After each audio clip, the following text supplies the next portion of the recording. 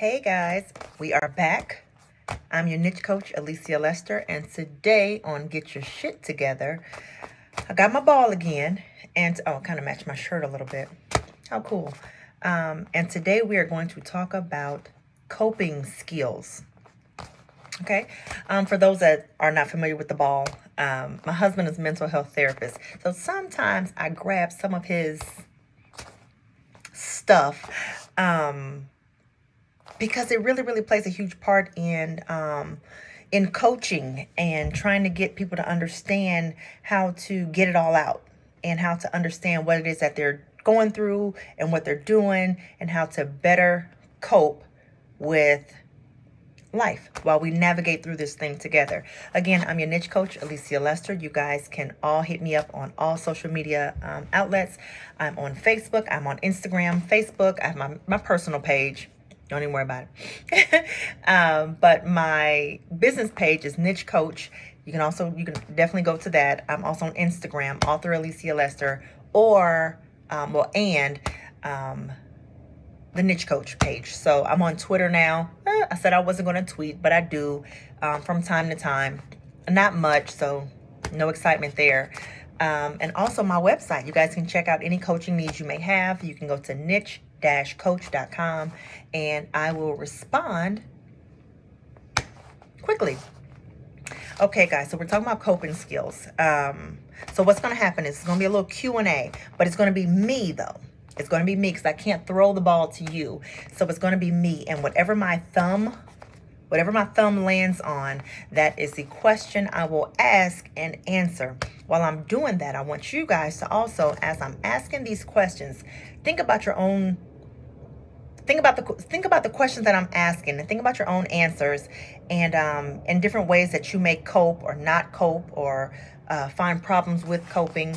And we'll just kind of go from there. So I'll probably do about 4 or 5 questions and kind of expand on those.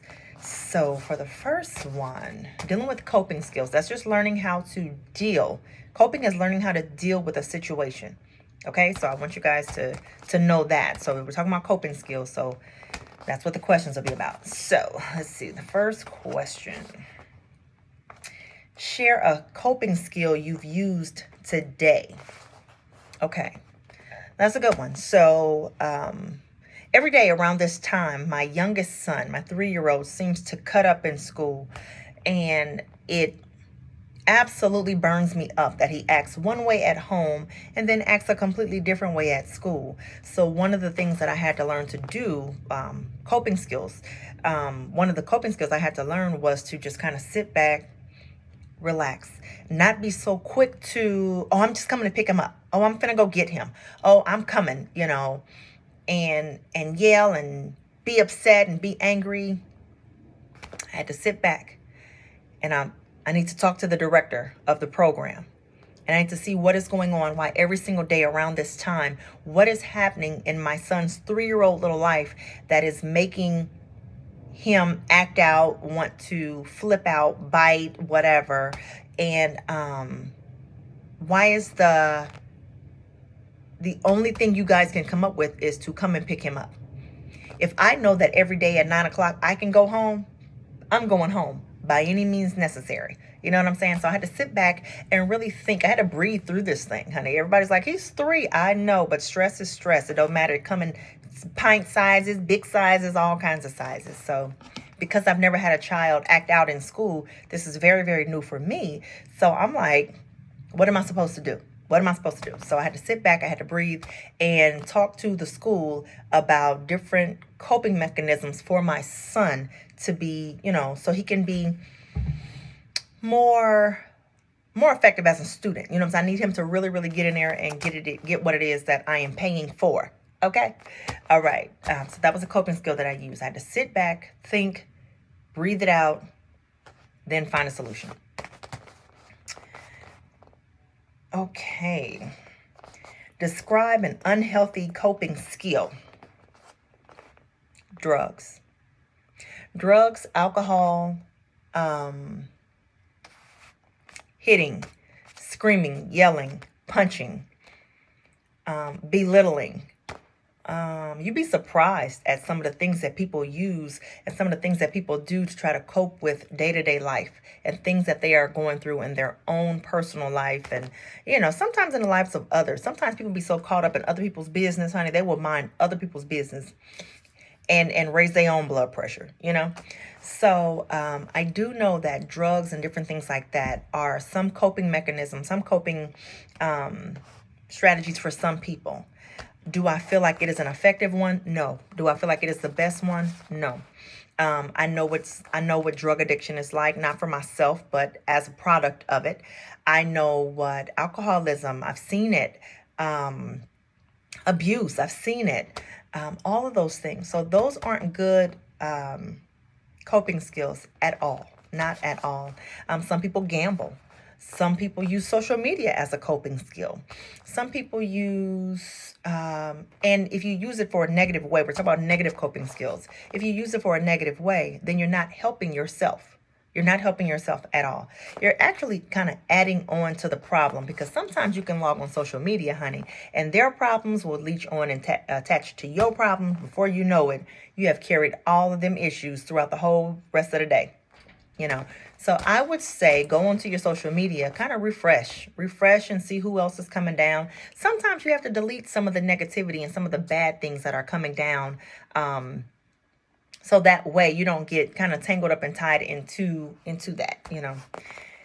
Let's see. Name something creative you like to do.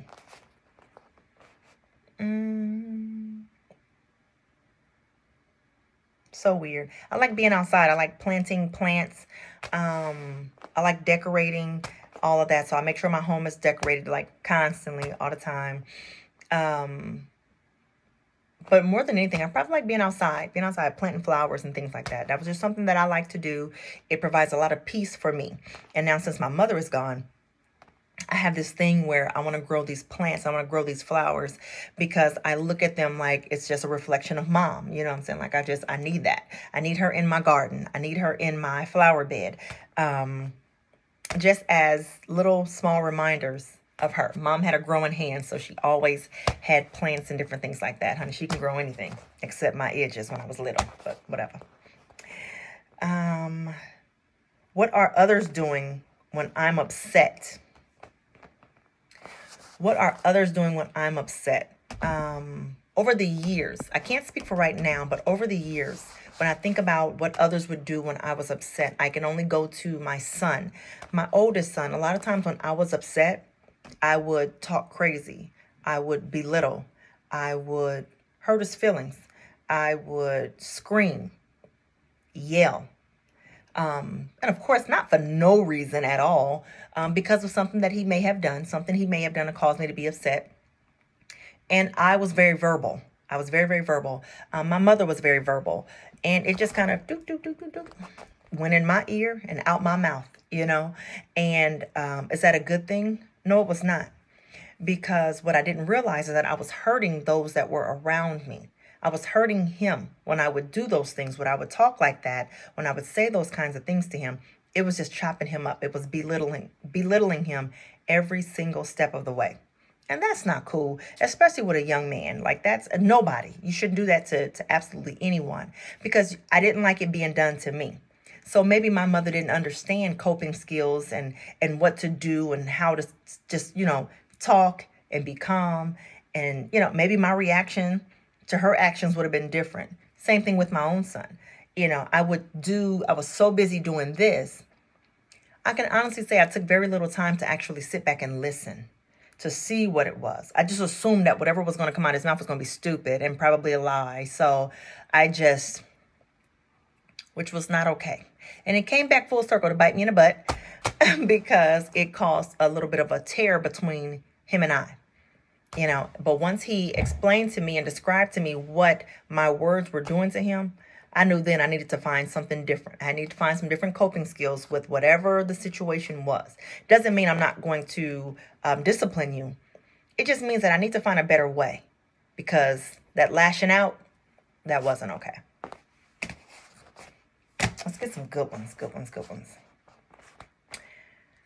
to take a moment. Say 3 times, I can cope. I can cope. I can cope. And child, I can cope. That's what we're going to say those 3 times. I can cope, because I want you guys to know that you can cope with whatever is going on in your life. I understand that right now it's a tough time for people financially, emotionally, spiritually, physically. I understand that. But you have to know that at some point, it's going to get better. I promise you that it is going to get better. There's no way in the world you've been on this earth all this time. You've gone through things. You've dealt with things. You've experienced so many things, so many hardships, so many heartaches, heartbreaks, all of that. It is going to get better. I promise you that. So you just hold on just a little bit. Don't do anything crazy. Don't do anything that you will regret. Don't do anything that's going to cause your family to be in a world of hurt and pain. Just know that if you find the right coping skills, you'll be able to get through whatever it is that you need to get through.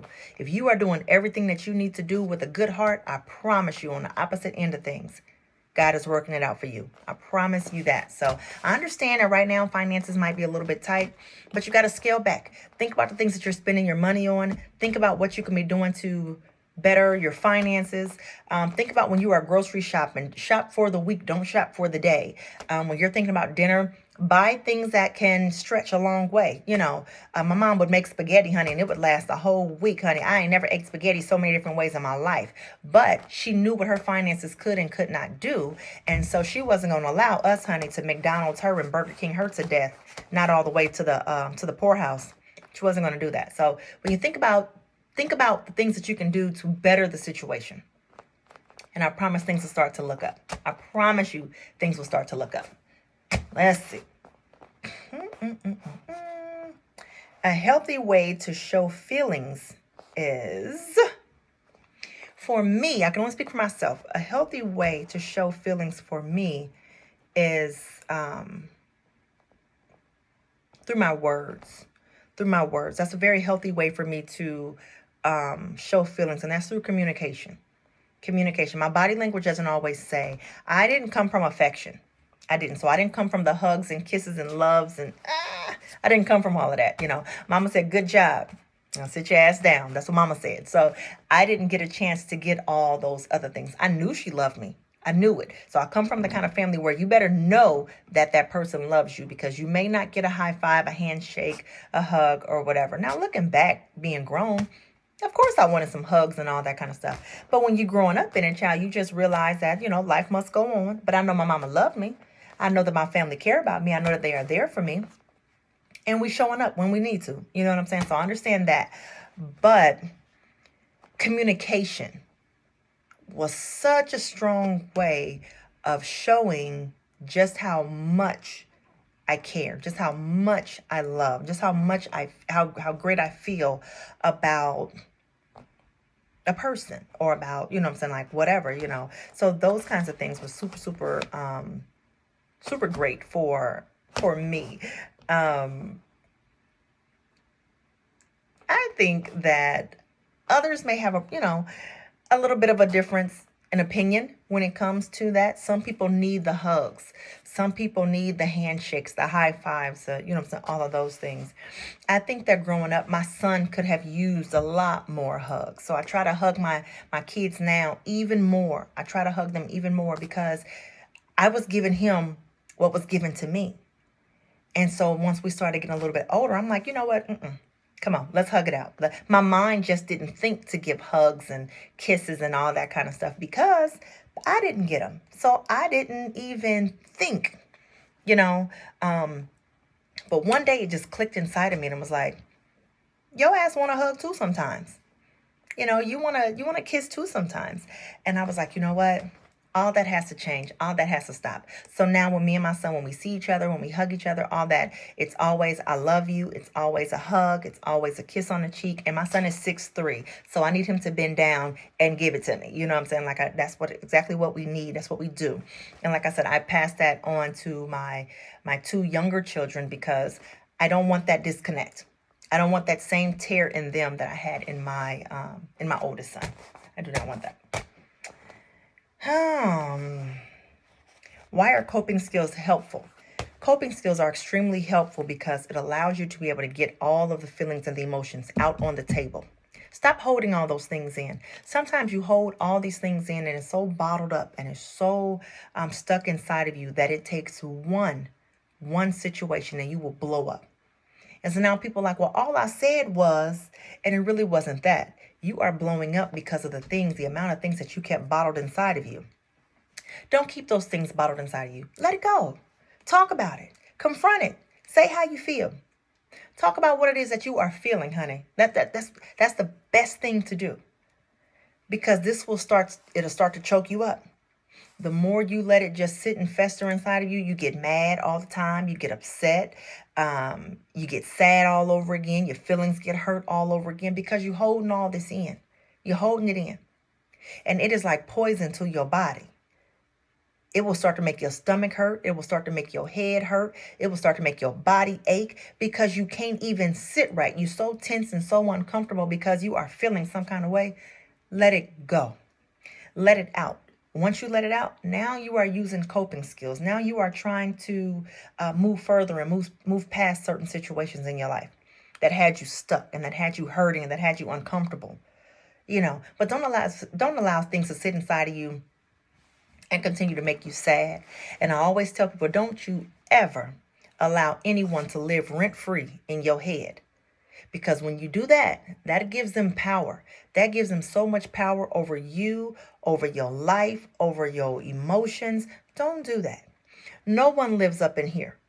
Not for free. You don't get a chance to do that. You don't get a chance to I don't get a chance to wake up every day for you to take my joy, for you to take my happiness. You won't take my moments. Matter of fact, you won't even live in these moments. There's no way in hell I should be feeling good 1 minute and then worried about you the next minute. That's a problem. Or worried about our situation or whatever the next minute. That's a problem. And that's what we're not going to do. So you have to make sure you are finding healthy coping skills. So if that means you need to go for a walk, go for a walk. If that means you need to go ride a bike, child, go ride you a bike. If you need to take a drive in a car, go. It's okay. It's all right.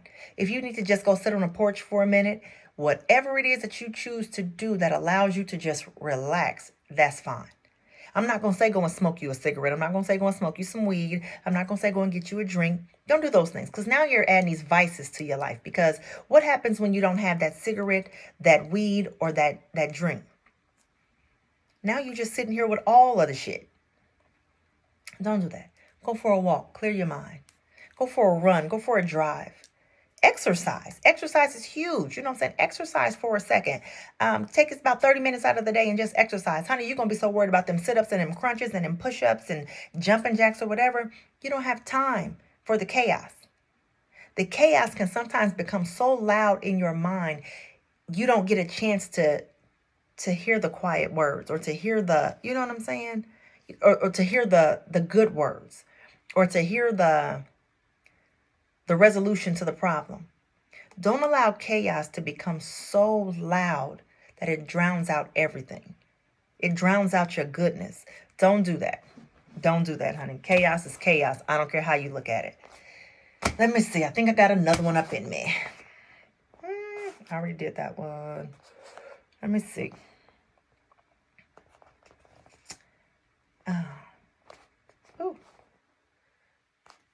Let me see. When I feel mad. No, talk about your feelings. We already said talk about your feelings. Do that. Very important. Let me see. I calm myself by getting by myself. That's how I calm myself. When I just get to myself. Now, I have these toddlers, so getting by myself is very, very hard. So what I do is I'll put on a show for them or I'll get them a snack or something like that. I'll run up these steps and I'll go in the bathroom, lock the door. And I do that because I just need a moment. I just need a moment to myself. Sometimes you just need to breathe. That's it. And pee by yourself. I mean, if you got toddlers, you totally understand what I'm saying. But sometimes you just need a moment just to get by yourself. You didn't come in this world with anybody. It was just you. So when you need to get alone, go back to just you. Go back to just you. So I can't clean this right now. I can't pick this up right now. I can't go here right now. I can't answer this text message right now. I can't watch this TikTok right now. I can't do this TikTok right now. I just need a moment. That's it. I just need a moment. That moment can save your life. That moment can change the trajectory of your entire rest of the day. Take that moment for yourself. Take that moment for yourself. These are coping skills. These are coping mechanisms that you can use throughout your life. Nothing big, nothing major. I'm not saying go take a trip, go get on an airplane, go do this, go do that. I'm not talking about any of that.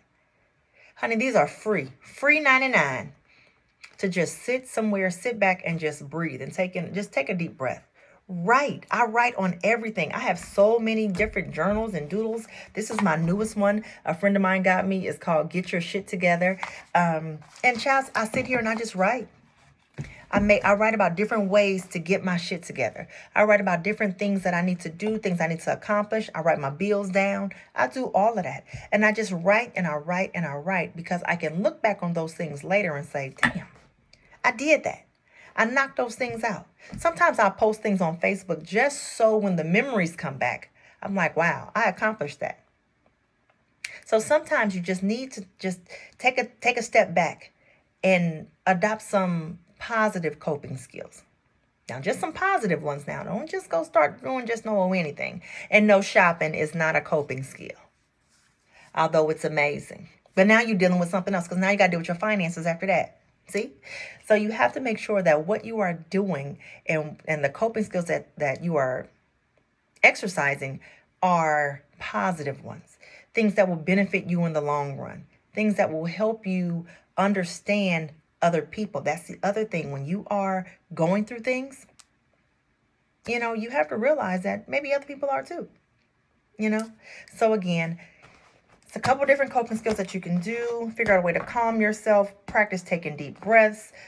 Figure out who you can talk to. And talk to people that you can trust. Don't ever talk to people that tell you other people's business.